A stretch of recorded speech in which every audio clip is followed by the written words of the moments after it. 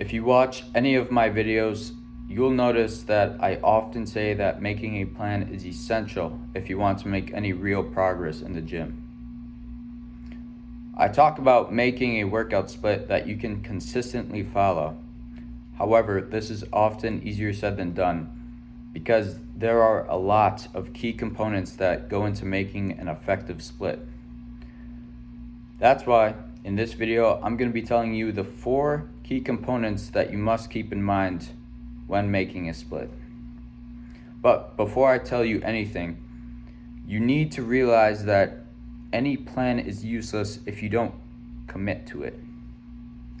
It doesn't matter if you have the best split in the world if you're not going to be consistently following it.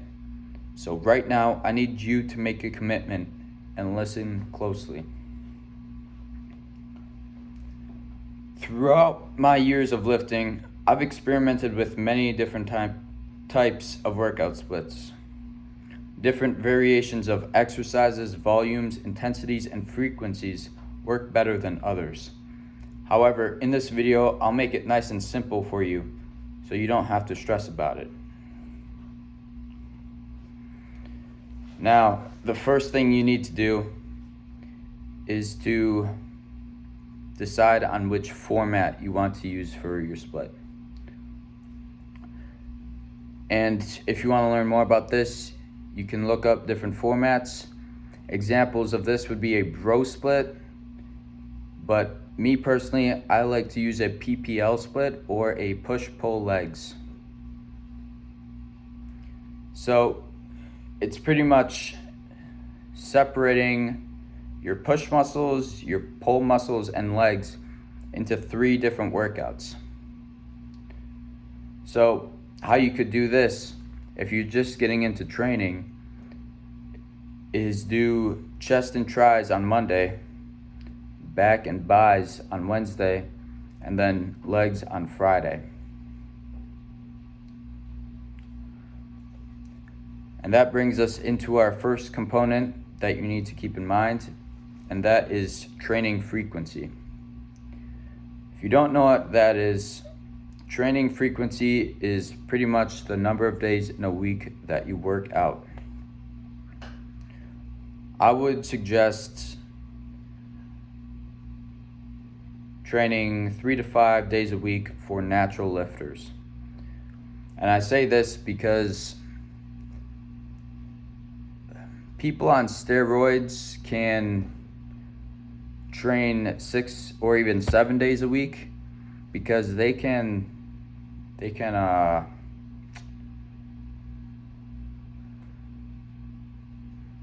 because their muscles repair faster, so they can recover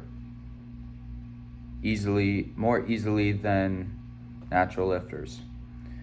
And this is something that I personally messed up a lot on because I like to train 6 or sometimes even 7 days a week.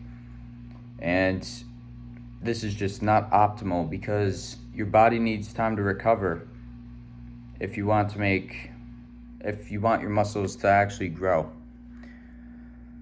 So what I would suggest is if you're just getting into working out, start at a lower frequency, so maybe 3 days a week, and then slowly increase in order to stay consistent. Because if you just start out with 5 days a week, then some days you might not have time to work out and you're not going to be able to stay consistent to your plan. Now, the second component you need to keep in mind are the actual exercises themselves. After warming up, I personally like to start my session with an explosive variation. However, this depends on your personal goals. So, me personally, I'm an athlete, so I want to get nice and explosive and fast, so then I can compete in these fast sports. But if you just want to become stronger, or if you just want to have an aesthetic physique, this will vary. However, I'm just going to talk about explosive variations real quick. Examples of these would be clapping push-ups, explosive pull-ups, and jump variations.